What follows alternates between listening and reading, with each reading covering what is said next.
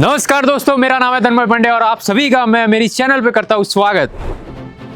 ये सिर्फ एक दरवाजा नहीं है, ये उस दौर की शुरुआत है जहाँ शान, शक्ति और विरासत साथ चलती थी। गुजरात के हिम्मतनगर में मौजूद दौलत विलास पैलेस सिर्फ एक महल नहीं बल्कि एक जिंदा रजवाड़ा इतिहास है। यहाँ के दीवारों ने ताज देखे हैं और खामोशी ने राजाओं के फैसले सुने हैं। और आज हम आपको दिखाने वाले हैं राजा के जमाने की रेयर और एंटीक चीजें। एक ऐसी कार कलेक्शन जो सिर्फ एक शौक नहीं बल्कि एक विरासत है। और सबसे खास बात, आज का पूरा दिन हम इस पैलेस में बिताने वाले हैं, वो भी दौलत विलास पैलेस के राजकुमार श्री करणी सिंह जी के साथ। तो चलिए शुरू करते हैं दोस्तों आज की इस शानदार जबरदस्त 100 साल पुराने इस दौलत विलास पैलेस की रॉयल जर्नी को।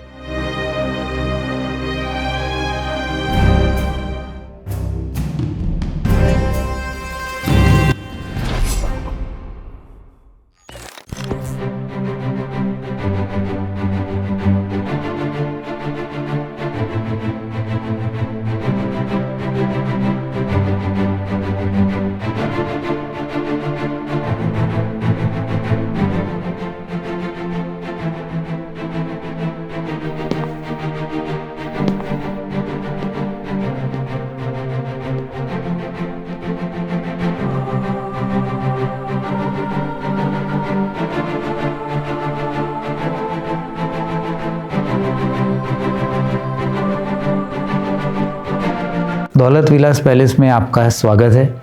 मेरा नाम राजकुमार करणी सिंह जी है। मेरे पिताश्री का नाम महाराज श्री नरेंद्र सिंह जी है। हम ईडर राज परिवार के सभ्य हैं। ये दौलत विलास पैलेस का निर्माण कब हुआ था? दौलत विलास पैलेस जो ईडर के महाराजा सर दौलत सिंह जी के छोटे पुत्र महाराज श्री मान सिंह जी साहब के लिए बना था। इस जगह पे बनाना है वो नक्की हुआ था 1926 में और इसका जो कंस्ट्रक्शन है तो 1927 में शुरू हुआ था। दौलत विलास पैलेस ये नाम कैसे पड़ा था? महाराज श्री मान सिंह साहब जो दौलत सिंह साहब के जो दूसरे नंबर के पुत्र थे, उनके लिए जब ये मकान बना तो उनने अपने पिता के नाम से, महाराजा दौलत सिंह साहब के नाम से, इस मकान का नाम दौलत विलास पैलेस रखा। आइए मैं आपको मेरे पूर्वजों के फोटो और पोर्ट्रेट्स दिखाता हूँ। पोर्ट्रेट है ये महाराजा आनंद सिंह जी की है, जो जोधपुर के महाराजा के छोटे पुत्र थे। सन 1730-31 के दशक में जोधपुर से निकले और इनने ईडर राज्य पे कब्जा करके, वो समय में इनने जो यहाँ ईडर के जो राजा थे उनको हरा के ईडर राज्य पे हमारे वंश की स्थापना की। हमारे पूर्वज हैं लेफ्टिनेंट जनरल महाराजा सर प्रताप सिंह जी हैं। जोधपुर के जो महाराजा तखत सिंह जी थे उनके तीसरे नंबर के पुत्र थे और ये भी जोधपुर से यहाँ पधारे और ईडर के राजा बने। पहले विश्व युद्ध में बहुत महत्वपूर्ण भूमिका निभाई थी, उसके लिए इनको खूब खिताब भी मिले थे। ये पूरा स्केच ऐसे ड्रॉ करके बनाया हुआ है? हाँ, ये पोर्ट्रेट्स बनी हैं, सब पेंट की हुई हैं। एक ये थे महाराजा प्रताप सिंह जी ऑफ ईडर और दूसरे महाराजा गंगा सिंह जी ऑफ बीकानेर थे। अच्छा। तो ये दो इनके समय में बहुत महत्वपूर्ण राजा रहे हमारे देश के। ये मेरे पूर्वज महाराजा दौलत सिंह जी हैं। ये इनके नाम से ही हमारे मकान का नाम दौलत विलास पैलेस है। महाराजा दौलत सिंह साहब महाराजा सर प्रताप के पुत्र हैं। अच्छा। और मेरे दादा श्री महाराज उमेर सिंह जी के ग्रैंडफादर हैं। और ये जो मेडल्स हैं महाराजा दौलत सिंह जी के, वो कोरोनेशन मेडल्स भी हैं और पहले विश्व युद्ध के भी मेडल्स हैं।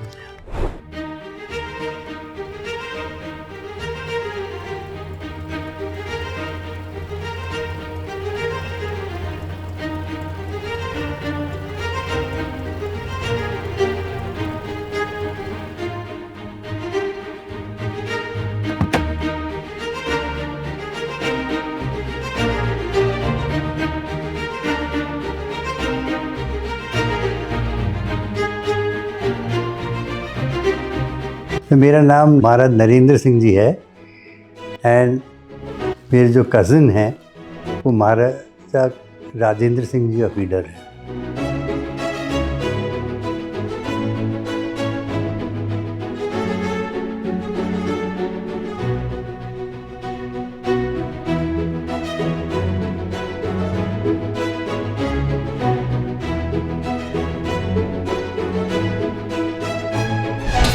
ये पोर्ट्रेट जो है वो मेरे पूर्वज महाराजा हिम्मत सिंह जी की है और हम अपना जो हिम्मतनगर सिटी का शहर का नाम वो महाराजा हिम्मत सिंह जी के नाम से पड़ा।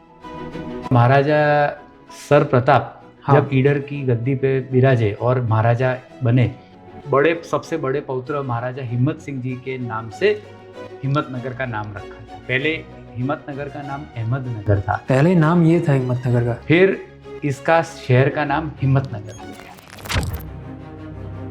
ये पोर्ट्रेट मेरे दादा श्री महाराज उमेश सिंह जी साहब की है और महाराज उमेश सिंह जी सबसे बड़े पुत्र थे महाराज मान सिंह जी के और मेरे ग्रैंडफादर को जो मेडल्स जो हैं मेरे दादा को जो मिले वो सब मेडल्स उनकी जो सेवा होमगार्ड्स दल को बनाने के लिए गुजरात के अंदर उनने और उदयन चीनू भाई ने बहुत महत्वपूर्ण भूमिका निभाई थी गुजरात राज्य में होमगार्ड दल को पूरी तरह से तैयार करने की।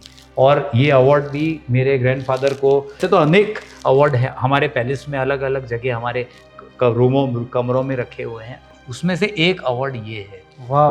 और मेरे ग्रैंडफादर को पाकिस्तान जो युद्ध जो 1971 का जो युद्ध हुआ था उसके भी मेडल्स हैं, उसमें उनको पश्चिम स्टार संग्राम मेडल वो लड़ाई के मेडल हैं। उसके बाद होमगार्ड्स के जो सेवा उनने जो दी उसके लिए प्रेसिडेंट का भी मेडल है, प्रधानमंत्री का भी मेडल है। 1947 से पहले के जो कोरोनेशन मेडल्स और ईडर के जो हमारे मेडल्स हैं कुछ और कोरोनेशन मेडल्स हैं।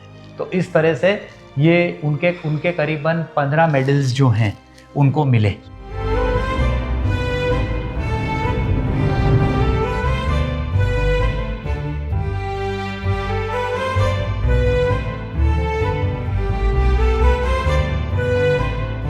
ये महल बनाया था मेरे ग्रैंडफादर ने, क्योंकि उनको ये ज़मीन दी थी उनके फादर ने, महाराजा दौलत सिंह जी ने, कि तुमको जहाँ भी मकान बनाना है बना लो। तो उन्होंने ये मकान ये जगह पसंद करी थी और उन्होंने फिर उनके फादर के नाम के ऊपर ही इसका नाम रखा, इसलिए इसका नाम है दौलत विलास पैलेस। विश्व युद्ध में काम में ली हुई जीप है। ये जीप फोर्ड कंपनी की बनाई हुई है और ये 1943 का मॉडल है। फोर्ड कंपनी की ये जीप है। ये जो कार है ये डिसोटो है, ये अमेरिकन गाड़ी है और ये मेरे दादा महाराज श्री उमेश सिंह जी की कार थी और उनने ये कार को ख़रीदा था। आज 1954 से आज तक ये कार हमारे परिवार के पास रही है। ये डिसोटो अमेरिकन कंपनी है। फिर ये भी मेरे दादा महाराज श्री उमेश सिंह जी ने कार खरीदी थी, ये मर्सिडीज़ है और ये कार 1975 में उनने खरीदी थी ये कार। तो आज करीबन 50 साल से हमारे पास में ये कार है। ये डॉज किंग्सवे है, 1957 के मॉडल की कार है डॉज किंग्सवे, ये भी अमेरिकन कार है। फिर वो पीछे जो आप देख रहे हो ये है पुरानी हॉर्स कैरेज, घोड़ा गाड़ी जो अपन कहते हैं, और वो 1890 में का मॉडल है, वो 1890 में बनी हुई है। जितने भी जो फ़ोटो है इसमें मेरे फादर मदर की, हमारी इन सब कार्स के साथ ही फ़ोटो है। फिर वो हमारे पूर्वजों की, मेरे ग्रैंडफादर, मेरे दादा की, मेरे पिताजी की, इन सब कार्स के साथ अलग अलग प्रोग्रामों में उनकी जो वो ये कार्स के साथ फ़ोटो ली है वो ये है। ये मॉरिस माइनर 1000 ये इंग्लिश कार है। फिर ये अमेरिकन गाड़ी है कैडिलैक, ये बहुत ही प्रीमियम कार है। ये कैडिलैक 1947 की है। ओह। फिर ये है, ये तो बहुत ही प्रीमियम कार है। ये ऐसी तो अपने देश में करीबन 5-6 ही होंगी, उससे ज़्यादा नहीं होगी। 1941 का मॉडल है और ये सीरीज़ की गाड़ी सिर्फ और सिर्फ 4800 ही गाड़ियाँ बनी थी और उसमें से एक ये हमारे पास में है पूरे विश्व में। मेरा एक क्वेश्चन था कि इतनी एंटीक कार्स को संभाल के रखना कितना मुश्किल है आपके लिए? हाँ, मुश्किल बिल्कुल होता है और हमारे पास में एक टीम है जो हमको मदद भी करती है, हम उनकी भी मदद लेते हैं कार्स को चालू रखने में। मेरे फादर महाराज नरेंद्र सिंह जी जो है, हाँ। उनको बहुत ही शौक है, उनका पैशन है ये सब, हाँ। और वो उन्हीं की ये सब मेहनत है। और इन सब कार्स में आपकी सबसे फेवरेट कार कह सकते हैं वो कौन सी हाँ, है? मेरी सबसे फेवरेट कार वो जो लाल कलर की जो डिसोटो है, हाँ वो अमेरिकन गाड़ी है। वो मेरे सबसे पहले तो वो कार जब खरीदी थी तो मेरे दादी जो थी रानी साहिबा प्रभुराज कुमारी जी, उनके नाम की पे वो कार थी और वो कार उनकी थी। ओ, फिर उनके देहांत के बाद मेरे ग्रैंडफादर के पास वो कार आई और फिर करीबन 2010 के समय में वो कार जो है वो मेरे ग्रैंडफादर ने मुझे गिफ्ट करी थी। तो वो कार मेरे लिए मेरी सबसे फेवरेट कार है। ये जितने भी जो फोटो आपको दिख रहे हैं ये जो हमारी कार्स जितनी भी हैं, ये जो भी प्रतियोगिता में या जितने भी कंपटीशन या जो भी प्रोग्राम्स में गई, वो सब प्रोग्राम्स के अंदर इन कार्स को ले गए हैं और वहाँ पे ये फोटो है। ये बड़ौदा में लक्ष्मी विलास पैलेस में 21 गन सैल्यूट का एक प्रोग्राम हुआ था कार का, विंटेज कार का, उसमें इस कार को ने पार्ट लिया था। तो ये मेरी फोटो है, मेरे दोनों डॉटर बाइसा हैं दोनों मेरे, उनके साथ में। वहाँ पे मेरे को प्लेन की फोटो दिख रही है। अपने ईडर स्टेट के अंदर हमारे पास में एरोप्लेन्स भी थी, तो वो जो एरोप्लेन के साथ जो फोटो है वो महाराजा दलजीत सिंह जी की है। ये 1953 की ब्यूक कार है, ये भी अमेरिकन कंपनी की कार है। ये ऑटोमेटिक ट्रांसमिशन कार है और ये कार भी जो अपने देश में बहुत कम है। ऐसी करीबन 12 से 13 कार ही हैं अपने देश में, उसमें से एक ही है। ये जो कार है ये 1947 की ब्यूक कार है। ये ब्यूक सुपर सीरीज़ मॉडल की कार है और ये ब्यूक जो 8 सिलेंडर इंजन है इसमें, और ये भी एक बहुत ही इम्पोर्टेंट कार रही है इसके समय की। और जितने भी राज परिवार हैं अपने देश में, हर एक राज परिवार के पास आपको ऐसी एक कार तो मिलेगी ही, ये मॉडल। हमने पहली बार देखी और इतनी सारी गाड़ियों का कलेक्शन आज तक मैंने कहीं पे नहीं देखा है। हमारे दौलत विलास पैलेस का जो ये मोटर गैराज है कार्स का, तो हमारे पास करीबन 15 से 17 कार हैं। आपका दिन कैसे जाता है यहाँ पे पूरा? फिर हमारे भी काफ़ी टाइम समय निकल जाता है, क्योंकि कई चीज़ के शौक़ भी रखने पड़ते हैं, कई चीज़ की हमारे पास में जवाबदारियाँ भी बहुत दी हुई है। वो सब जवाबदारियों को पूरे करते करते भी हमारा समय निकल जाता है। सिर्फ जो चीज़ें ऊपर से दिखती नहीं है वो आपको पता नहीं होता है, लेकिन जो हमारे को जो जवाबदारियाँ हैं वो हम किसी को बयान नहीं कर सकते हैं, वो हम सब चीज़ चुपचाप उठा रहे हैं।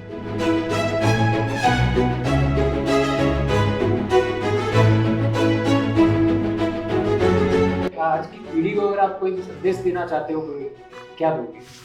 कि यही पीढ़ी को ये सोचना चाहिए कि जो अभी अपन जो कर रहे हैं वो समय के हिसाब से अपन बदलते हुए करे जा रहे हैं, लेकिन जो समय बीत गया है उस चीज़ में, उस समय में जो उन लोगों ने किया है, उनका दान दिया हुआ, उनका जो विचारधारा थी, वो भी उनको ध्यान में रखने, उस हिसाब से भी उनको सोच के वैसे भी चलना चाहिए।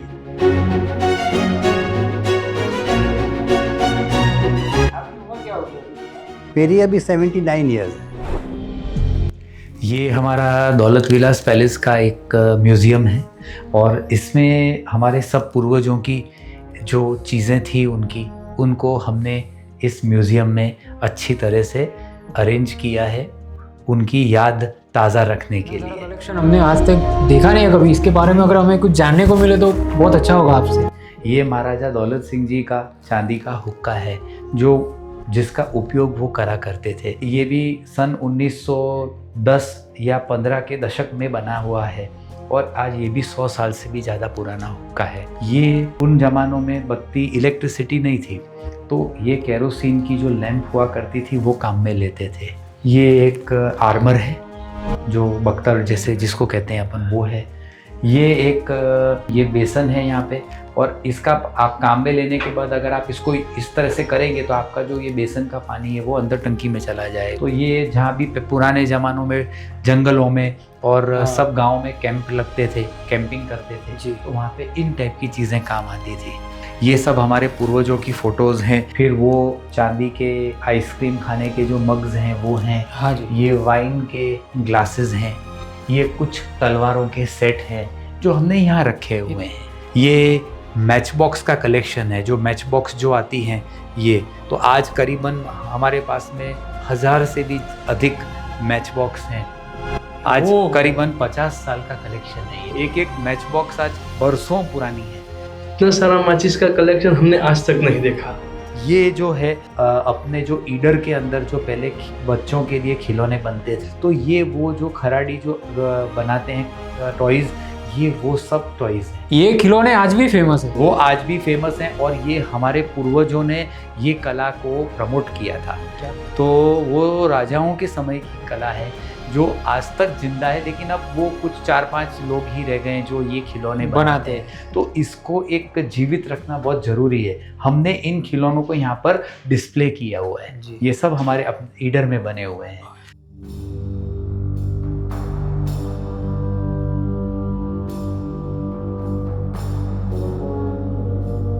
इनेमल के बर्तन हैं और ये भी, इनको भी हमने यहाँ पे संभाल के रखा है। ये बहुत करीबन 1930 की महाराजा दौलत सिंह जी की वेइंग स्केल है, ये अभी भी चालू है। ये ईडर स्टेट के गैजेट्स हैं, जो ईडर स्टेट के समय में जितने भी जो गैजेट्स हैं, विलेज की जो पॉलिसी, एडमिनिस्ट्रेशन रिपोर्ट, ईडर राज्य की रिपोर्ट हैं, सब जितने भी जो कायदे वगैरह व्यवस्थाएं थी, अलग अलग पॉलिसी थी, आर्कियोलॉजिकल डिपार्टमेंट था ईडर स्टेट का, उन सब की ये सब किताबें हैं। रानी साहिबा थी, उन सब के जो वैनिटी, जो उनके जो काम में लेने बाल बनाने के ब्रशेस वगैरह हैं। यहाँ पे मुझे टेलीफोन बहुत सारे दिख ये रहे हैं। टेलीफोन है। ये टेलीफोन तो मेरे पिताजी महाराज नरेंद्र सिंह जी की, उनका शौक है ये सब, जो पुराने से लेके अभी तक के हमने टच स्क्रीन का भी मोबाइल रख रखा है हमने। ये रिकॉर्ड प्लेयर्स हैं, पुराने रेडियो हैं। ये बार है पूरा, ये आर्ट डेको है। ये आर्ट, इसमें ये वाइन वगैरह रखने के लिए है, पूरा विस्की है। ये पुरानी सिलाई की जो मशीन आती हैं, फिर पूरा उस टाइम पे भी वीडियो शूट वगैरह होते थे, तो वो उस टाइम की रील्स हैं पुरानी। ये सब इनविटेशन कार्ड्स हैं, ये पुराने बकिंगहम पैलेस से लेके आज तक हमें जो भी इनविटेशंस जो मिले हैं, वो सब इनविटेशंस इसके अंदर हैं। आज तक ये सब चीजें संभाल के रखिए। मतलब अभी भी हमें जो राज परिवारों में से आमंत्रण आते हैं, तो उसको भी हम लोग संभाल के रखते हैं। सब बर्तन वगैरह है ब्रास के। ये जो अपन ने जो बाहर जो हॉर्स कैरेज देखा था, तो वैसी तो खूब थी हमारे पास हॉर्स कैरेजेस। तो ये उनकी जो दोनों साइड जो लाइट्स लगती हैं, वो ये हैं। ये चांदी की है। ये सब सामान है पूरा। ये किचन में यूज़ होता था हमारे पुराने किचन्स में।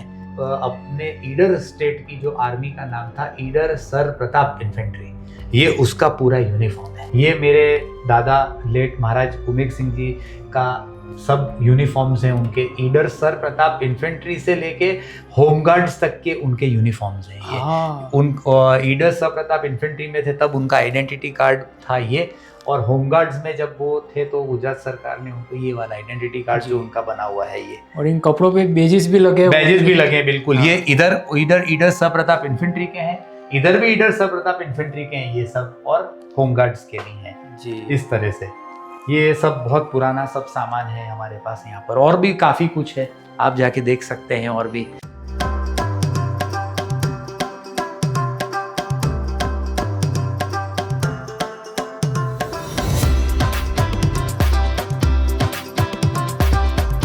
अभी जो अपन खड़े हैं, ये हमारा दौलत विलास पैलेस का आम का बाग है।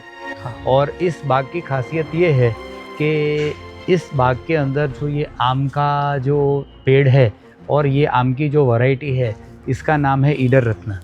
ये ईडर रत्न वैरायटी जो आम के पेड़ है, इसकी जो कलम महाराजा हिम्मत सिंह जी के समय में हुई थी और उनने करवाई थी उनके लिए। और ये कलम जो है ये करीबन 1914 के समय में हुई है। तो आज 100 साल से भी ज़्यादा हो गए इस वैरायटी को और इन आम की कलमों को। उनका जो एक जो बागवान था, जो खंडेला जयपुर से था, हाँ, तो उसको उन्हें बताया कि भाई उनको ऐसे आम चाहिए जो पकने के बाद ग्रीन कलर ही उसका रहना चाहिए, येलो नहीं होना चाहिए। मतलब बाहर से ग्रीन होना चाहिए। उसकी जो गुठली होती है वो पेपर जैसी पतली होनी चाहिए। ने यहाँ पे जो करीबन 120 पेड़ हैं।